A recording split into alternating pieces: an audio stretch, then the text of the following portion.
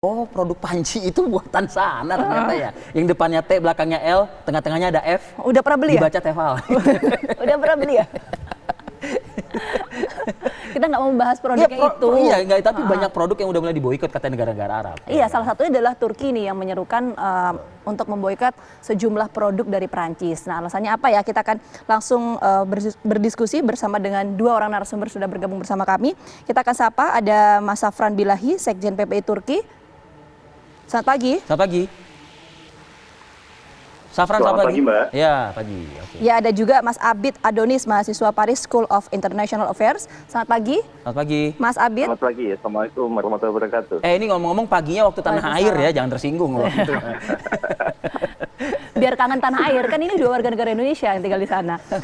Nah, saya mau ke Mas Safran dulu deh. Mas Safran, ini Turki menjadi salah satu negara yang kemudian menyerukan untuk memboikot sejumlah produk Perancis. Apa yang mendasari hal ini, Mas?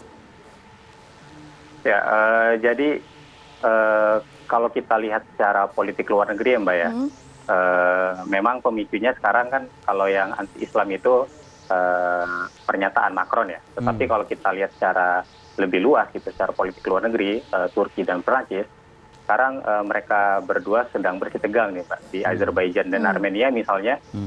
Turki posisinya di Azerbaijan, sementara dalam konflik itu di tengah ada kelompok perantara yaitu kelompok Minsk, di mana di sana ada Perancis bersama dengan Rusia dan AS sebagai kelompok penengah.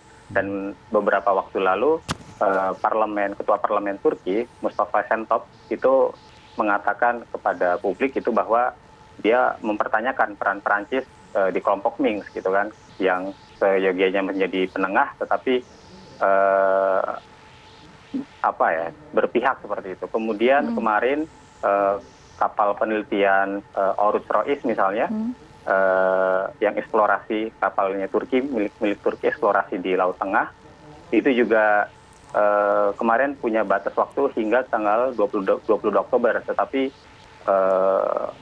dengan sendirinya Turki memperpanjang itu dengan sepihak sampai tanggal 27 Oktober yang menimbulkan reaksi keras dari Prancis, Yunani, dan Jerman. Jadi lebih luas secara politik luar negeri memang sedang bersitegang, dan apalagi kemarin pemicunya seperti itu. Oke, Safran. Gitu. Kalau ya, kan kita nih di tanah air jadi bahan jadi bahan perbincangan, termasuk juga menjadi tampilan-tampilan di status-status apakah itu WhatsApp maupun media sosial ya, sikap Erdogan. Nah, sikap Erdogan yang seakan-akan kayak membenci sekali dengan negara yang menghina Islam seperti itu. Sebetulnya di Turki sendiri dirasakan nggak sih sebagaimana yang masyarakat Indonesia di tanah air ini merasakannya seperti itu gitu loh? Ya, baik. Begini Mas, jadi beberapa waktu lalu memang ada hashtag di Twitter ya, Fransa boykot gitu, dan Prancis Malarina boykot yang intinya memboikot barang-barang Perancis, dan itu muncul dari influencer Turki namanya Said Ercan ya. Nah, kita lihat respons dari tweet Said Ercan itu yang memang mendukung pernyataan itu rata-rata orang dari luar Turki. Jadi para Muslim dari luar Turki yang memang bagi mereka, sebagian mereka menggembirakan. Tetapi kalau kita lihat internal Turki, perdebatan itu cukup seimbang. Jadi misalnya kemarin Presiden Erdogan mengeluarkan pernyataan untuk memboikot barang dari Perancis. Kemudian partai oposisinya, yaitu Partai Rakyat Republik, CHP, oposisi utama di Turki, membuat status yang satir. Itu dari Murat Emir ya, salah satu pimpinan dari kelompok Partai CHP di Ankara, yang mengatakan bahwa meskipun Presiden Erdogan ingin memboikot produk Perancis, tapi vaksin flu mereka akan diimpor dari Perancis. Dan perdebatan di masyarakat Turki dilihat bahkan mempertanyakan gitu kan, dan istilah mengejek Erdogan gitu. Jadi cukup seimbang Mas. Jadi seperti itu. Dasarnya apa Erdogan mengajak boikot produk Perancis? Dasarnya tadi ya Mas, secara luas politik luar negeri Turki dengan Perancis sedang bersitegang ya. Tapi ada yang hal lain mungkin adalah pernyataan Macron itu tadi Mas. Seperti itu. Oke. Oke, saya mau ke Mas Abid deh. Mas Abid, respon dari pemerintah Perancis sendiri mengenai hal ini Karena seperti ucapan apa? Macron tadi gitu loh. Ya, jadi apa yang disampaikan oleh salah satu menteri kabinetnya Presiden Macron adalah bahwa apa yang dilakukan oleh Turki ini adalah merupakan sebuah propaganda kebencian karena diarahkan kepada Prancis yang dianggap bahwa seruan untuk boikot ini adalah upaya serangan terhadap upaya diplomatik yang sudah dibangun dengan baik antara Prancis dengan Turki, dan ini buntut sebenarnya sudah disebutkan oleh Mas Safran tadi bahwa ini adalah buntut dari hubungan yang kurang harmonis beberapa waktu belakangan ini, tidak hanya karena ada kasus Samuel Paty, terus lalu kemudian diikuti dengan kejadian seruan mengenai ucapan-ucapan ujaran kebencian terkait Islam, lalu kemudian ditambah dengan kejadian di Mediterania Timur antara Yunani, Turki, dan Siprus, di mana Prancis sangat keras untuk mendukung Yunani, dan juga di Azerbaijan dan Armenia Prancis tidak hanya berada pada sisi Armenia yang menjadi rival regional dari Turki, tetapi juga bahwa Presiden Macron sempat menyebutkan bahwa Turki itu mengizinkan beberapa jihadis dari Suriah untuk pergi ke Armenia untuk melakukan serangan dengan situasi yang ada di Nagorno-Karabakh sekarang ini. Jadi situasinya sangat kompleks dan ini merupakan buntut dari peristiwa-peristiwa yang melatar belakang sebelumnya. Oke, hubungan antara Prancis dan juga Turki yang tadi disampaikan dan juga diceritakan ini apakah kemudian mendasari juga kenapa kemudian pemerintah Prancis menarik duta besar Prancis di Turki, Mas Abid? Betul.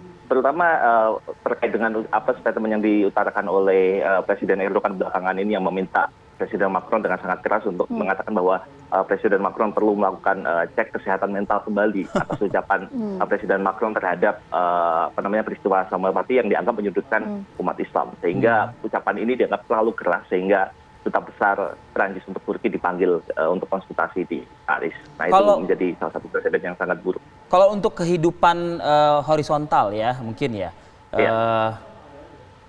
Bagaimana situasinya sih? Nyaman nggak sih sekarang saat ini? Karena kan saya yakin di Prancis atau di Paris lah gitu, itu ada juga warga negara Turki atau negara-negara Arab lainnya yang ikut-ikutan juga memboikot produk Prancis ini. Bagaimana sih di grassroots-nya sendiri? Situasi ini kan tidak terlepas dari peristiwa aksi terorisme terhadap Samuel Paty belakangan ini, dan kalau kita agak flashback ke belakang sedikit, seminggu yang lalu situasinya lumayan tensinya tuh terasa sekali antara kayak apa itu masyarakat Prancis. Banyak sekali demonstrasi minggu-minggu lalu itu banyak sekali demonstrasi yang ingin menyatakan bahwa Prancis itu negara yang memegang teguh sekularisme, memegang teguh laicite, dan berusaha untuk bereaksi terhadap kejadian Samuel Paty dan mengatakan bahwa Prancis sudah cukup menghadapi peristiwa-peristiwa yang terkait dengan Islam. Tapi bukan berarti Muslim di sana menjadi tersudutkan kan? Karena kan angkanya kalau tidak salah 2019 ada sekitar 8% ya Muslim di Prancis ya? Betul. Ada sekitar 6 juta komunitas Muslim di Prancis dan merupakan yang terbesar di Eropa Barat. Tetapi tensi ini bukan sesuatu yang baru karena sudah bertahun-tahun ada tensi di aspek sosial dan ekonomi, di mana banyak sekali komunitas Muslim ini merasa tersingkirkan dan termarginalkan, terutama ketika banyak sekali komunitas Muslim yang berada di daerah-daerah suburban dan kemudian secara ekonomi mengalami kesulitan-kesulitan dan akhirnya integrasinya menjadi semakin sulit.